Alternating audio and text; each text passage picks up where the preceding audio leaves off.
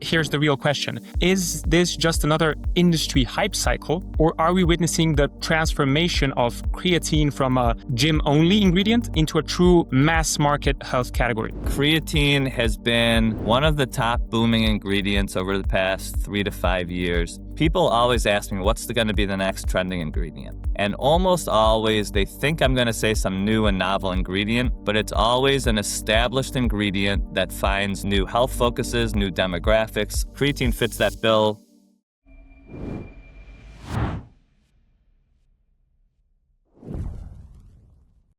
Hello, everybody, and welcome to another episode of Nutraceutical Podcast, a podcast by Pharmalinea. My name is Mateusz Ambrozic, and I'm the marketing director at Pharmalinea. And I'm very happy to be joined here today by Mr. Scott Dicker, who is a senior director and head of research and insights at Spins. Hey, thanks for having me. Great to be here. Thank you, Scott. Spins, I'm sure you all know, have one of the best, if not the best, sets of retail data in the US natural products industry. And today, we'll be unpacking and dissecting the creatine boom. So creatine is everywhere right now. If you're in the nutraceutical industry, you can't escape it, basically. New launches every week, gummies, women's health, cognition, hydration hybrids. Everybody seems to have their own take on creatine. But here's the real question. Is this just another industry hype cycle, or are we witnessing the transformation of creatine from a gym-only ingredient into a true mass-market health category? Because, headlines are one thing and sellout data is another. And in this episode, we're going to be going beyond LinkedIn and excitement. We're unpacking what the actual number says. How big is the creatine boom really? Is growth also coming from new consumers, or are the same consumers buying more formats? And also, does this resemble what is happening or what happened with hydration as a category in recent years? And most importantly, who is actually winning?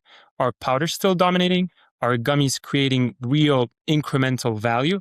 Is premium positioning paying off? Are we already in a price war, and so forth? And to answer these questions, I'm joined by somebody who doesn't have to speculate, because Scott Dicker from Spins brings really granular and reliable data. So today we have the unique opportunity to answer all these questions with answers grounded in facts. And we'll look at what's happening now, who's capturing the growth, and what brands should be thinking about over the next 12 months or 24 months. So if you're a brand owner, a product manager, or an ingredient supplier trying to decide whether or not to enter the creatine space or how to position yourself within the space, this episode is for you. Okay, so without further ado, let's start with kind of the beginning, where we will establish the creatine trend, the macro view. I can say from our own very basic data that Google searches, have grown with a 44% compound annual growth rate from 2020 to 2025. But that's at the level of consumer interests. And I'm interested to know from Scott specifically, to begin with, to lay the groundwork at a category level, what does the current US sellout data say about creatine? Thanks so much for the nice intro and for having me. Creatine has been one of the top booming ingredients over the past, let's say, 3 to 5 years. And what's really interesting before we get into the data, people always ask me, what's going to be the next trending ingredient? And almost always they think I'm going to say some new and novel ingredient, but it's always an established ingredient that finds new health focuses, new demographics, something new that reemerges, that people are already comfortable with, that there's a supply chain for. Creatine fits that bill. For decades now, it's been a gym ingredient. But to your point in your intro, it's really come out of the gym and into the office, into everyone's lifestyle, not just for young men trying to get jacked, but like for everyone now. And so you see that really play out in the sales data. We've seen mid to high double-digit growth over the past couple of years for creatine, both in store and online. And so for 2025, I've just pulled a number up. It grew 76% when you do that combined channel of natural, conventional, and online on Amazon. And so this really shows a very robust interest in creatine, and you don't get that just from the gym bros. It stayed steady with small growth for many years based on the gym bros, but you're seeing the explosive growth now. And Scott, 76%, is it worth mentioning? I don't know if that's true or not, but what's the basis that that's growing from? I'm assuming it's not, as if you mentioned, a completely novel category, completely novel ingredient where the basis where it's growing from is really small and therefore getting a high double-digit growth is so much easier. This is an established category to begin with. Yeah, so it ended the year at just about 650 million. So and this is just on like creatine products. This is the creatine subcategory. So this doesn't even include all the pre-workouts that contain creatine. And then this is just when people are buying creatine as a standalone product. As a standalone only. Okay, interesting. And does this somehow? I was immediately reminded of the movement and then the evolution of hydration in the years past, because also in that case, correct me if I'm wrong, it evolved from a sports only category to hydration for everybody, basically. And I can even say that I see similarities in the communication that the big brands that are driving this growth are using. So I remember Liquid IV's Fuel Your Play campaign, where different demographic groups, not just sports people, but all kinds of people, even the elderly and so forth, are using hydration products as kind of a source of general well-being and of energy and so forth. And just recently, the Thorn campaign that they recently put out on creatine used kind of even similar wording. You would almost be able to say. So do you see those similarities also in the data comparing hydration and creatine? There's some similarities and then there's also some differences there. So the similarities being what you mentioned, an established category that started in the gym has moved out of the gym and found new health focuses. So in hydration's concerned, it went from, again, like endurance athletes, mostly specifically endurance athletes, to everyday hydration. So people are just trying to hydrate throughout the day. It was being used as a hangover remedy. People were using it for all types of things. We saw seasonality of it go up and down. Um, and creatine, you can argue it went just from an energy and strength ingredient. Now cognitive's the big one, but there's a wide range of health focuses that's being looked at even beyond cognition, although that's the next big one. But then there's a few differences. Hydration is really it's a health focused category that they're finding adjacent benefits for, where creatine is an ingredient. And so there is a little bit differences in that regards. And also, most of the time when a health focus or an ingredient really takes off, there's a couple brands, one or two brands that are really leading it. And you mentioned some of the ones who really drove especially the powdered hydration. If we want to talk about ready to drinks and all the sports drinks, that's a little bit of a different story, but still relevant there. And then with creatine, it was really the ingredient itself that started trending. And so that's a unique aspect where it wasn't like a single brand who led the growth of it. It was the creatine itself. So there are some differences there, but some similarities to hydration, which we've seen have really extraordinary growth over the past few years as well. Although I do want to note that for a while, the extraordinary growth was in both ready to mix and ready to drink. And now the ready to drinks have flattened out. As in And hydration. hydration. Yes. Okay. And this extraordinary growth in creatine, can we dive a little bit into, let's say, a little bit of speculation? What is driving this growth? What's the real driver of this? So I see on the one hand, companies like Spate reporting over 101% growth of creatine mentions on TikTok in the past half year. That was September, year to date, September 2025 versus previous year.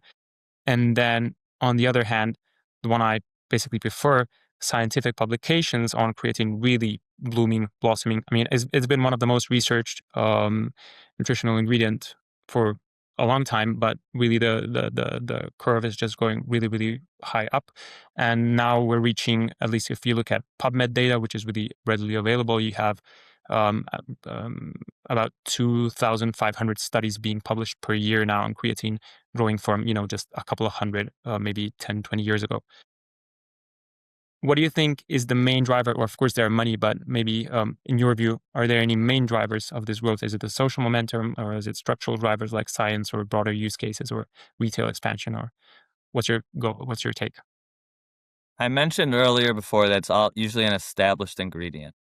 And so creatine, to your point, had that established scientific background and widespread use case and safety research on it. So that gave it a foundation to not hit a lot of the hurdles that a new ingredient can hit. When you look at what else can happen, it's new demographics.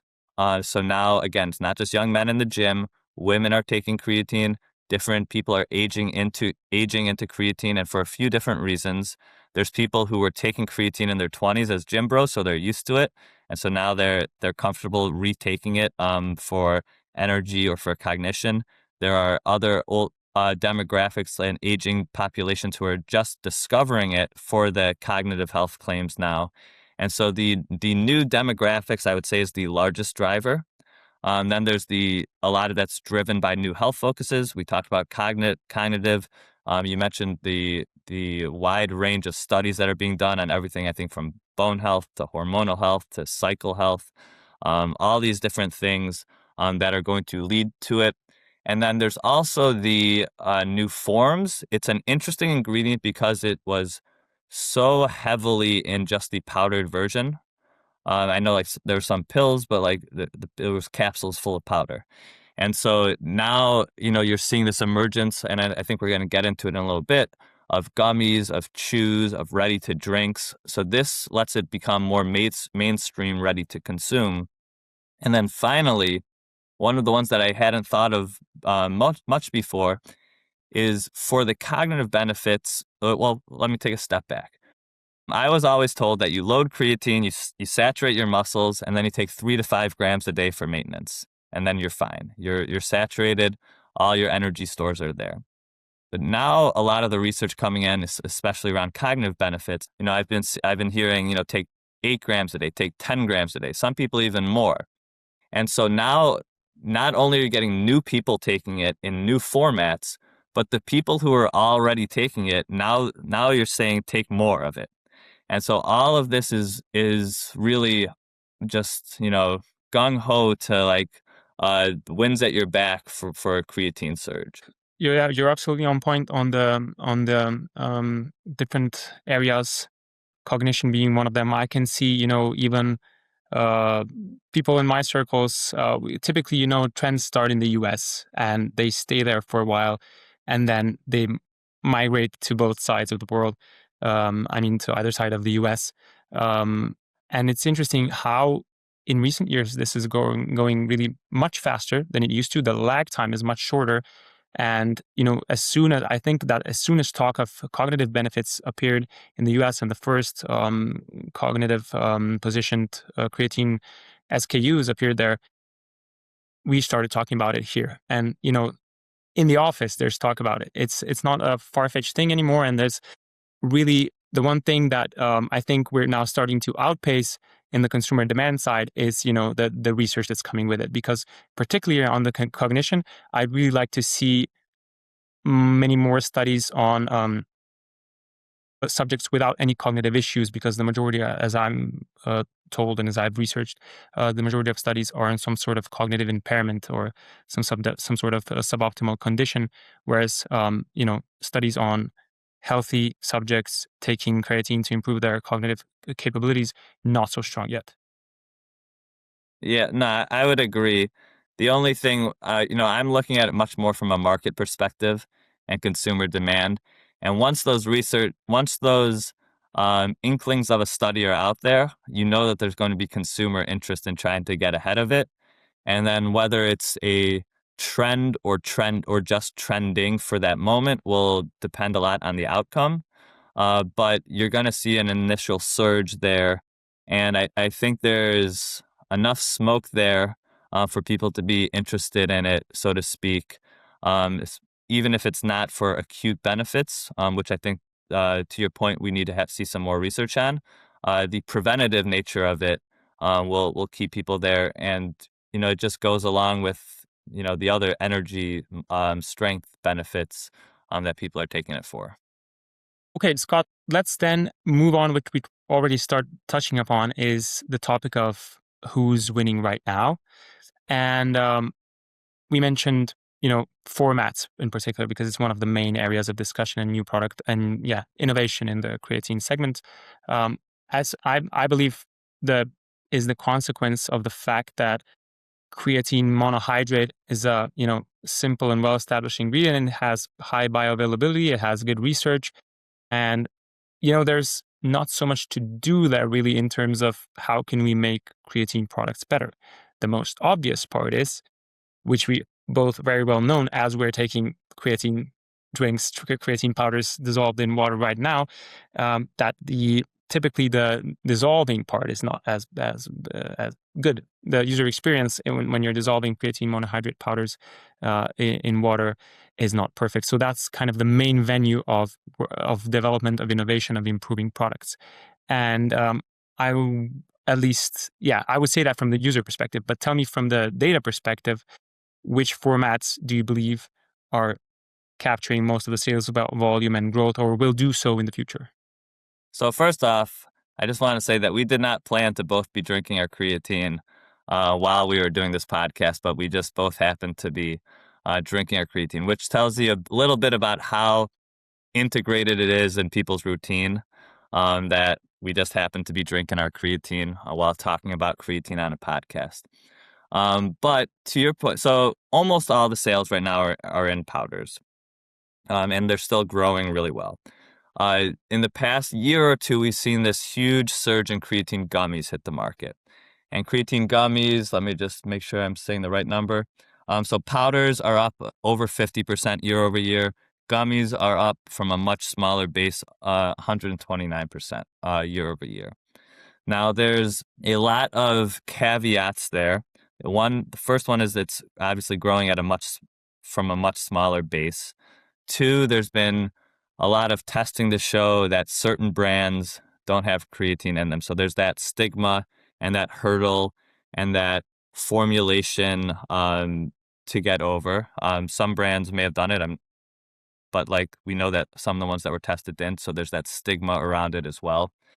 And so if that's proven out, I think there's a big room for growth in gummies and chews. And then you get into all the other ready-to-consume things. So when you look at what functional ingredients really make it, they almost all start in supplements, then they get different formats, then they cross over into functional beverages, which we could get on creatine in a minute. And then the ones that really make it, you'll see it in your cereal, your granola, your bars, things like that. And creatine has the opportunity to be in all of those. You see the creatine ready-to-drinks coming out already. They have similar formulation stability challenges as gummies, obviously. But I think consumers are ready for them. There are some watch-outs as well as some opportunities there. Obviously, the convenience factor, the ready-to-consume, the functional beverage market is really ripe for a lot of growth there. But there are some call-outs there. Whereas, the unflavored powder, for example, will have, a price per serving very low. And then when we get to gummies, it's going to go higher. And you get to ready to drink, you might be looking at $3 or $4 American dollars for a couple grams serving.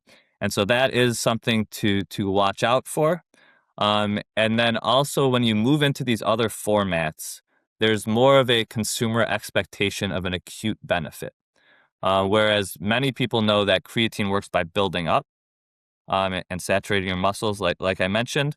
When people look for a functional beverage, for example, whether that's an energy drink that they're looking for immediate energy from, or a relaxation beverage that they're looking for immediate relaxation from, you have to make sure that expectations are set properly for these. So these are just a couple call outs, but the different formats give it a lot of room to grow in the ready to consume market.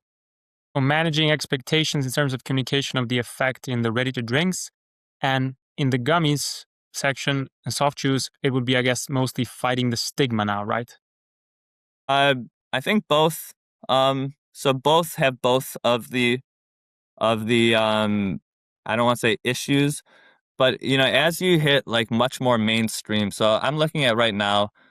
So right now, the largest cohort of consumers who use creatine are the 18 to 24-year-olds, which I don't think is a big surprise, and that's just over a third of them report using it, and then it goes down from there. So there's still a huge white space opportunity for consumers, where, for example, you get to the 50 to 64-year-olds, it's only 8%. And when you talk about preserving muscle mass, which is big in their health span, cognitive health, there's a big opportunity there. And so as you get new consumers, you want to make sure that they are educated, and their expectations are set properly, or you risk turning them off to the ingredient, in general. And do you have perhaps any split on by sex as well? Because what I see in a lot of the more interesting new launches that are more outside the, let's say, gym bro world, is that they are really specifically targeted at women. And all the communication, it's interesting to see, it's all focused on the perceived negative side effects of creatine, is about not bloating, Bloating, yeah, yeah. not causing bloating, not having a gritty texture. Well, that's not a side effect, but not the best user experience. And it's interesting to see the wording of the effects. Not, instead of bulking or muscle building, it's toning, body toning, and so forth. So it's really a completely different set of words that I guess are more meant to appeal to women. And what I really thought was quite fascinating was the more recent launch of Lemmy creatine gummies, Yep. which had as the star of the kind of the campaign, the video ad, Kris Jenner. So, and her being kind of an ambassador of creatine, saying that she powers her cells, which lets her run empires through creatine, is really like the exact symbol of how creatine products are changing right now, from the gym bro being the ambassador to Kris Jenner, middle-aged or I'm not exactly sure how much, 50-plus-year-old woman. Yeah, it's very interesting. One of the biggest changes uh, is the inclusion of women in it. So we talked about active nutrition in general has the whole category in general, which is obviously inclusive but not limited to creatine, has been the top growth supplement category for each of the past 4 or 5 years, in this space. And so part of that has been the explosion of women into the category, where that category was always typically young men in the gym, and creatine as an ingredient was probably the biggest example of young men in the gym. And so, of all the talk about women's health, in supplements, one of the main things that you're seeing is that they are being included in some of these other categories, such as active nutrition, and for our conversation here, specifically creatine, to the point where they actually over-index, compared to a general consumer in the younger age group, so the 25 to 34 up until really 54, they're over-indexing the general consumer. There's still a large gap between them and their male counterparts, so there's an opportunity there. But it is interesting where you see them, there's the creatine for women. It has like collagen and colostrum in there or something like that. So they're trying to stack on benefits for like beauty from within. And so there are ways that people are trying to position it more from women, both on the claims. I always chuckle at the claim when it says like it's not going to be bulking. If there was an ingredient out there that made you bulky, I always joke all guys would look the same. There'd be one product and lines around the block for it. That always made me laugh when people thought that they'd take a scoop of creatine and just get bulky and look like a bodybuilder. But that is a stigma that was out there, especially around women. And a lot of that had to do with some of the legacy marketing of creatine. It was marketed as a more of a hardcore bodybuilding supplement in the past. And so there's some of the legacy of that that the industry and the ingredients still moving on from. So, do you think that moving perhaps a little bit back to gummies and chews, there's been info about growth of those launches. I know that Nutrition Integrated reported a 59% increase of launches of creatine gummies in the US and even 50% increase in launches of creatine gummies in Europe. Do you think that that's already nearing a plateau, kind of a saturation, or are we still far from that at this stage? Because you say we're starting from a very low base, at least in the sellout, and at which point will this cause basically a price war? So a lot to unpack there. One, we're very far from hitting a peak gummy standpoint. Like we're just at the tip. Like this is a new trend. You'll expect to see these different versions coming out, and not just gummies and chews. Ready to drinks is a big one. So you're going to see a lot of that. You're going to see powders start to position themselves as more premium, whether it's from sourcing, purity of sourcing, or adding to other ingredients, whether it's like HMB or protein or collagen, or kind of combining these to make it seem like a premium version as well. Um, and until we see some sort of flattening of growth, I won't be concerned about the hitting peak. But right now, everyone is trying it. So I know a lot of your audience is brands and things like that. And so I'll say the same thing that I always say about brands that ask me about protein or fiber. The trends have not peaked. People are still very interested in it, but it's not the solve all for everything. There is a large graveyard of brands that thought adding protein to their products was going to be a magic bullet, and it didn't work out for them. So while creatine, the ingredient, is going to grow, and there's going to be many brands that benefit from it, it's not just a let's add creatine in it and watch our sales explode. There's a lot more to it than that. Especially because it's really, really hard to compete in price, at least at the level of creatine monohydrate powders in a jar. There's plenty of those, and you mentioned that you expect to see some sort of added value being created through sourcing, through specific sources of creatine. We've seen, for example, this year or last year, it was not long ago that the Vitamin Shop launched a product that uses SpecNova's Nova Q Spheres technology. I believe it was in January, and this was one of these rare, at the moment, added value creatine sources that communicate something other than improved solubility, because you have the opticreatines, you have the technocreatines and so forth, these brands that communicate merely solubility. And in this one, you have a gradual release pattern that supposedly allows you for higher cellular creatine concentration. Anyway, do you see any of those already showing up in the sellout data yet? Not that you have to specifically talk about the ones that I mentioned, but added value creatine sources, are they potentially already showing up as a denominator of or determinator of success? I would say that they are already showing up in the innovation standpoint. And so innovation, meaning like new products entering the market, when they start, I would not say that they are disruptive yet, where they're gaining significant market share.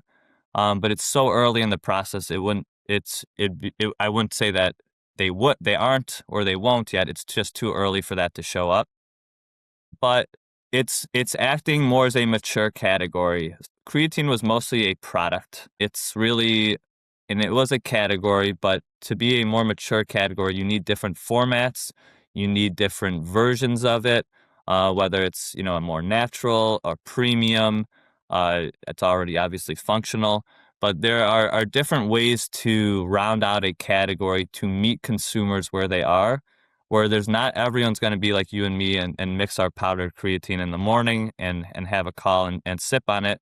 Some people want it in a ready-to-drink format. Some people still want it in pills, although my problem was always with creatine pills. You had to take so many of them that it was a little pill fatigue on it. but there are some people who just like the pills. And so there are different formats where creatine can act as a more mature category. And then you can also get into different flavors, different brands, different channels. So it's not like you just have to go into a specialty store or online for it. You'll finding it in mass and club and different grocery stores even. So it's really rounding out and developing. It's not close to being mature yet, but it's rounding out and developing into a more mature category. And before we started the call, we both figured out we are actually drinking creatine dissolved in water. And this is, I swear, a coincidence. We did not plan on this. And I asked Scott, what kind is he drinking? I was, kind of, I don't know for what reason, expecting some sort of fancy brand or something like that. But Scott, you said it's plain creatine monohydrate, the basic one, kind of, let's say, even private label one. How so? Uh, why? Well, so I guess think the answer is why. So I've been taking creatine on and off, but mostly on since I was in high school. And so, the majority of the research has been on creatine monohydrate. It's by far the most the value in terms of price. And so typically if there's a whole lot of brands that are trustworthy, so it's not just like buying the cheapest one online, but if you're buying a reputable brand from a reputable retailer, I usually just go with the regular plain monohydrate. And then actually in this one, I actually was mixing it with the hydration to go back full circle because I did want some flavor on it. Some of them, they mix better than others. And so anyways, there's nothing fancy about it. I do like some of the fancier ones upon occasion, but my go-to is usually just regular old creatine monohydrate. So incidentally, this is what I'm having as well. So we both seem to be a little bit traditionalist, but so wouldn't it be ideal for you to have a combined one, electrolytes plus creatine? That I don't know if it's ideal, but it fits. Everything fits routine. So CPG products, especially functional products, we find it really fits routines. And beverages, more than anything, fit into different day parts. So I'm sure like you have your morning drink, which could be your creatine, it could be your coffee, it could be your pre-workout, whatever it is. And you have different drinks that fit in routines throughout the day. And so where creatine is an ingredient, it could fit into different parts of the day. So when I have it with my workout, sometimes I'll mix it with a hydration product, or even a pre-workout, although I know sometimes mixing with caffeine isn't ideal. But also I like the plain powder because I can mix it in my morning smoothie or my post-workout shake. So there's different ways to fit it into the daily routine. And so for me personally, if it was only in one of those formats, I would miss out on the opportunity for different day part routines to incorporate it where it fit into my day for any given day, if that makes sense. It makes sense. Yeah, it's a bit more variable or universal to use if you have it as a plain source. And I guess that's the same reason why I use it the same way in the end. And it goes to the question of how to formulate kind of the creatine product of the future, let's say. If, you know, a big part of the audience, a big part of the consumers, they prefer kind of a more variable, universally fitting creatine into various parts of the day or various use cases. And you have, creatine monohydrate as the kind of alpha and omega, really well researched, really few disadvantages to work with. What comes next? So what's where's the white space in the creatine segments if you, Scott, were to be starting a creatine brand or a brand that has a creatine SKU? How would you place it? Where would you find the opportunity and create a successful product? We've talked about so many areas of opportunity. So there's so many white spaces. Like I mentioned, I've been taking creatine since high school. So that puts me into a category of familiarity and routine with it already. I mentioned before the different age and gender. There's huge growth in a lot of them, but there's still a lot of white space for people to enter the category or re-enter the category. And so will probably be looking to find a day part and part of their routine to incorporate creatine into if they do enter.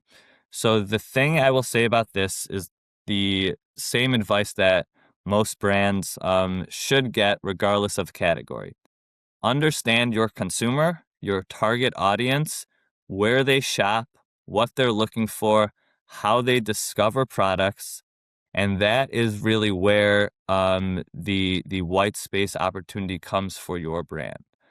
There will be opportunities for beverages and gummies and electrolyte mixes and mixes with collagen and colostrum and premium versions, as well as who can give the most value and the lowest price per serving.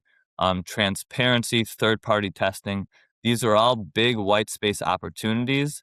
They can all work, but they don't have to work at the expense of these other ones. Like, I don't foresee creatine, unflavored creatine monohydrate powder going down anytime soon because of the growth of these other formats. The same way where protein, just to use an analogy, protein continues to be a top driver in most every categories, whether it's inherently high protein categories like eggs and yogurt, or it's like added protein to high carb products throughout the entire store. And so those are all growing. And yet, despite that, we see protein powder continuing to grow in the high single or low double digits every year. And so this is a core part of the consumer and part of the category. So these other areas of growth don't happen at the expense of protein powder, for example. And the same thing can be true for creatine. When you make your cognitive creatine formulation that hits the consumer looking for that, and it's creatine with, let's say, other nootropics, or it's the women's health one that we mentioned that has unique marketing claims, maybe some formulation alterations. These are more additive to the category than cannibalizing other parts at the moment. There will be a point when might have a different discussion, but we're far from that point right now. All right. So the bottom line is, because sometimes we get we're talking to a lot of brands, and sometimes they even get concerned by the fact that they see so much talk within the industry about creatine or so much hype over it on social media. Quite often, they would get concerned that the window of opportunity is already over. That there too many products have already launched by now. We've picked up on it too late, but just to kind of calm down those fears, you think this trend is far from over, the category is far from saturated, and there's still opportunity for brands to enter, correct? Short answer is yes. To refer back to my answer from a different question, it's not the magic bullet.